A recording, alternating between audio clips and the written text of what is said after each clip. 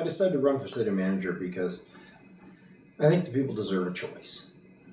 Mr. Timonere is trying to change the city, but running unopposed is never something I believe in. I think you always have to have an opponent.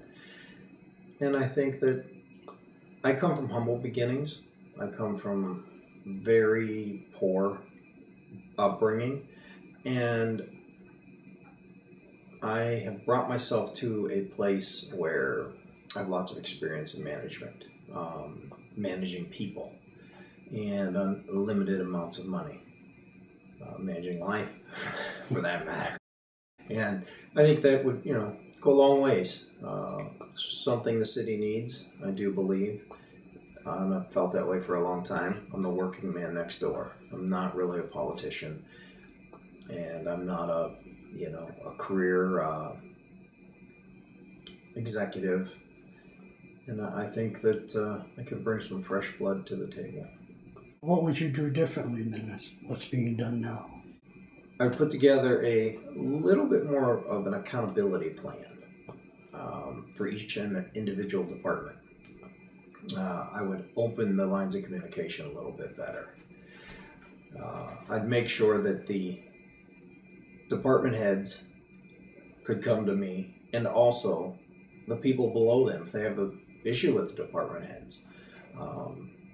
I know that's like standard procedure, but that's not always the way it's done. And I would definitely make sure every single person that works for the city feels comfortable picking up the phone, knocking on my door, and saying, hey, I got a problem.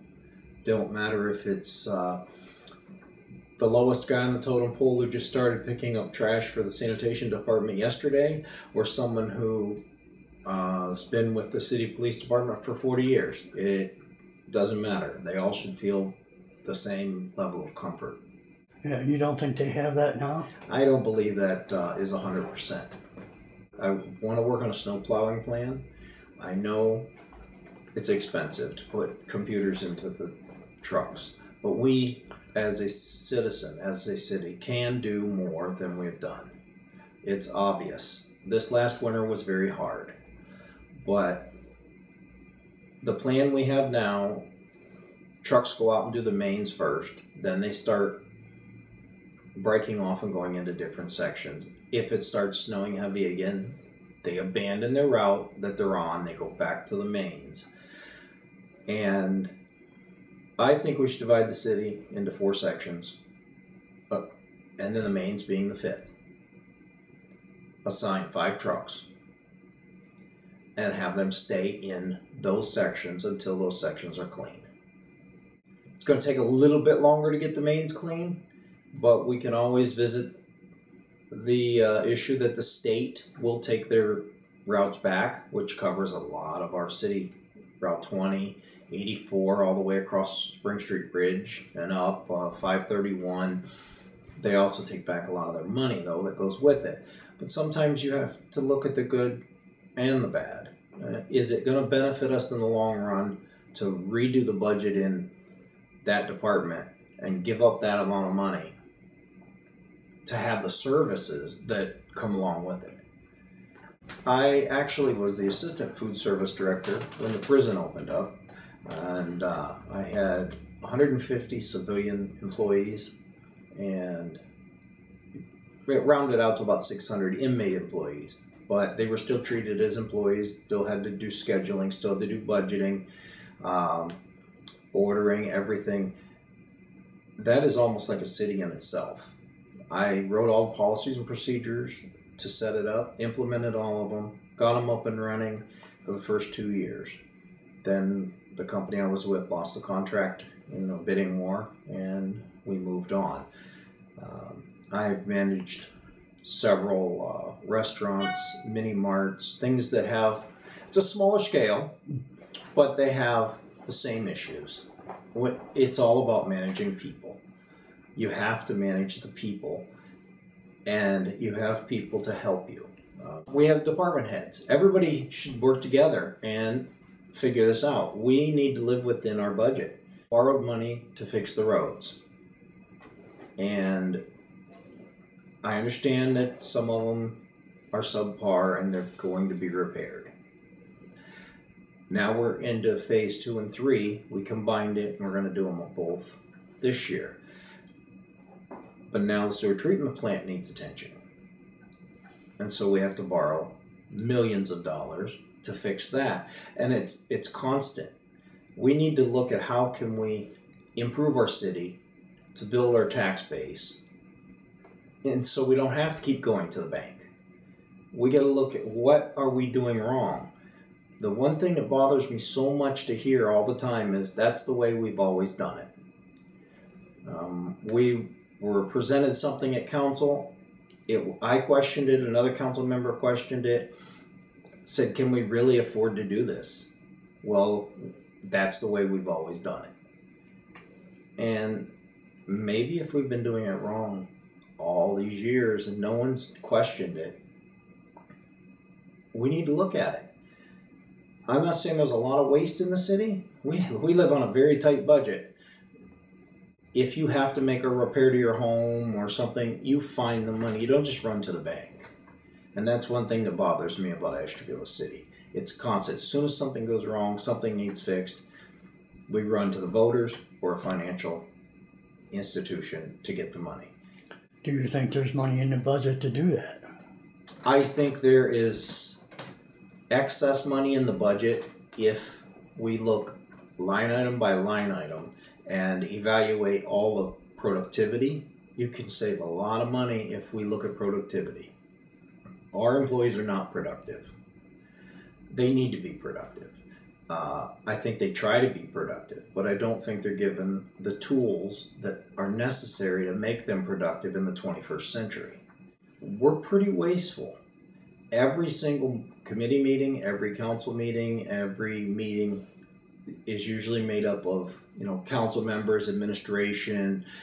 There's stacks of papers for each one of us that are printed that was already emailed to us. I understand they have to keep a printed record, so print a record and let's look into a program like Buckeye Schools is doing. They all got tablets. They eliminated over $100,000 a year at Buckeye Schools off their budget by switching to tablets and doing it electronically instead of printing.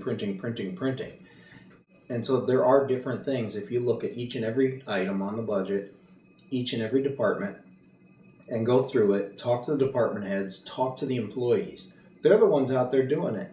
The garbage men riding on the back of that truck probably know more about sanitation than anybody else in this city. And they probably have thousands of ideas, some good and some bad, on how to do it a little bit better that would get the job done a little quicker or a little safer or a little cheaper because they're the ones doing it. Now, did you have an organization Saving the History in Ashtabula? Yes, I started. Is that the original name of it? That is the original name of it. Okay. Where does that stand now? That has all but turned into just a Facebook page. Ironically, it started as a Facebook page. It started out with a conversation about Shays Theater, and group of us wanted to save Shays Theater. So that's what opened up the gates, and about 4,000 members joined. And then we did park to park, a couple years cleaning downtown. We painted, I can't tell you how many buildings we painted on Main Avenue at no cost to the landowner there. And we found ourselves recently without as many volunteers. There's too many organizations. And when we started working on Shays, Asheville Downtown Development Association opened up the doors and said, we were working on Shays a couple years ago. We haven't done much with it lately, but we appreciate the renewed interest. And we said, anything we can do to help, let us know. We backed off because we didn't want to own buildings. There's rumors that we wanted to buy the municipal building for $1. We asked about the municipal building because we had someone interested, but we never intended to own any buildings or anything. Our intent was a community organization, and most of our members have went to Ashtabula 100, what is it called? My neighborhood group. Well, I'm asking this question because I've heard rumors. The rumor I heard is that Saving the History left a couple merchants holding the bill. We did. And I will tell that, and I'll be honest. Yeah, well, Saving the History ran 100% on volunteer donations. We had no public funding of any kind. No federal, state, or local money. We moved into a new office, and we had lots of volunteers, lots of money coming in, and lots of money going out. There were plumbing issues and electrical issues and all kinds of issues. And Compass Plumbing came in and did the plumbing work, and we bought a lot of plumbing parts from A. Lewis Supply. And Saving the History owes those two merchants somewhere to the tune of, well, I haven't gotten the figure from A. Lewis Supply. I sent him an email and asked him for it because I am stuck holding the bag for this. I am responsible for this. All the volunteers, you know, when they went away, they took their money with them that were donating. And Compass Plumbing's about $3,000. I figure I'm probably on the hook for about $5,000 for Saving the History, for all the community efforts that I made, which I'm okay with, except the fact that I don't have $5,000 to write a check out today, and I've explained that to them, asked them to work with me. A lot of people were like, well, where'd the donations go? Well, things aren't cheap, unfortunately. And we did the best we could. We kept great records. And we probably should not have moved into that office. When we left the original location, we probably that should have been the end. Last year's Park to Park, we only had about 15 people turn out. But those 15 people worked like 45. We still accomplished the same goal. That is why I chose not to do it this year. I was approached to do it this year. And my suggestion was to help my neighborhood with their citywide cleanup. What is your opinion on, I think it's Ashtabula Energy or the discharge into Lake Erie? Ashtabula Energy. The discharge coming out will be monitored by the same entity of the EPA that monitors the discharge coming out of our sewage treatment plant. Now, I would love to see a pipeline from there to our sewage treatment plant, but I think it's the wrong time. Our sewage treatment plant needs upwards of $8 million in repairs. And to put that kind of strain on it, I know it's capable of handling it. I know it's big enough, but if it needs $8 million worth of repair, is it going to benefit us at all? They've already, applied for their permits, and they're going to be doing their own. And I'm okay with it going into the lake as long as EPA stays on top of it. Because if they start, EPA ain't looking, let's dump this valve, get rid of 100,000 gallons, there could be some huge issues. So yes, there is a major concern. What would you do to try to bring back Main Avenue? Main Avenue is a very sore subject with a lot of people in this city, including myself, because every single person that grew up here remembers it and how it was. It will never be that way again.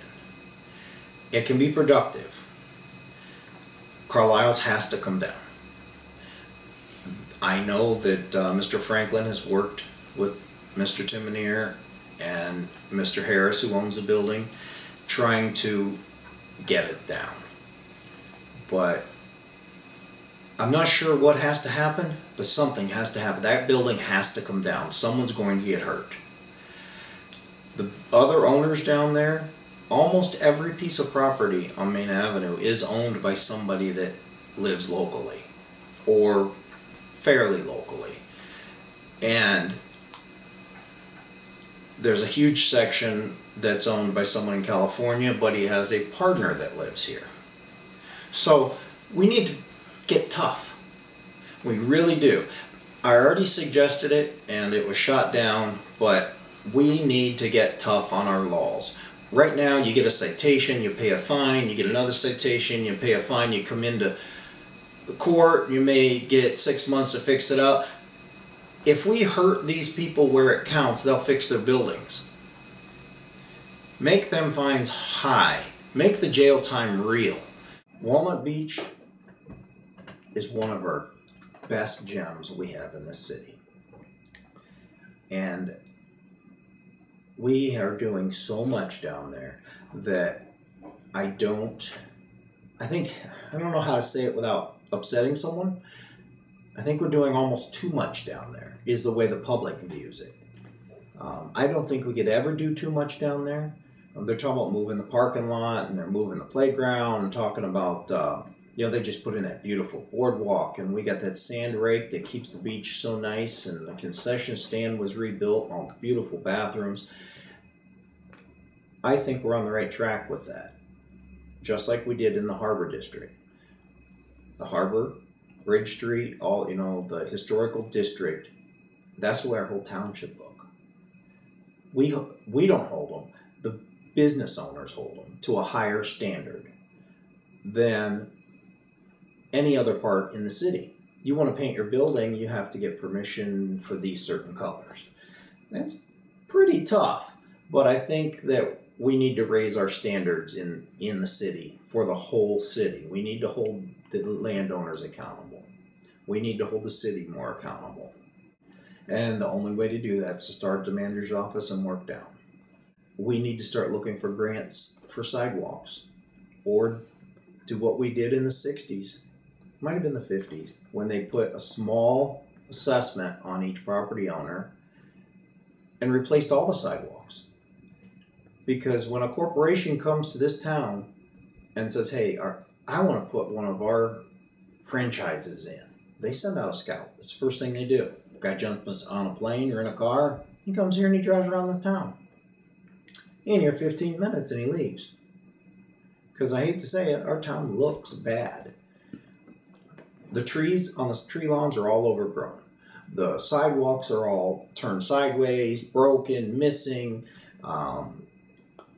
The roads themselves are getting improved because we're spending a lot of money on them. But we need to build an image of Ashtabula that people will never forget. I think our law enforcement needs to get tougher. Tougher on crime. I mean, when I say law enforcement, the police officers bring them in, but we have nowhere to put them. So they're back out on this. It's a big circle. One suggestion I had made, I don't even know if it's viable at this point because it would take engineers to look at it and a lot of studying to be done. But if there's at all a possibility of finding a grant and turn the parking deck into a jail. Now, is that the Arrowhead? Yes. It's called Arrowhead? Yes. And, I mean, there's plenty of land, there's plenty of space there. And it's a solid concrete structure. I know there's grants out there that we could try to qualify for. We need to get more police officers on the road. I know we just got 7, but it's still not enough. We need to get back to community policing like we used to do. You would see the police officers get out of their car and walk because they had time to do that. Now, those poor guys go from call to call to call to call to call to call to call, and they don't have time to even eat between calls. But I still think we need to build a bigger department. How do you pay for that? I knew you was going to ask me that question. Well, the new officers coming in make less than the officers that are leaving. And we do have a lot of officers that are real close to retiring. And I think we need to take another look at our early retirement incentive program. Not that I want to lose our seasoned officers. God bless them, they work their heart out.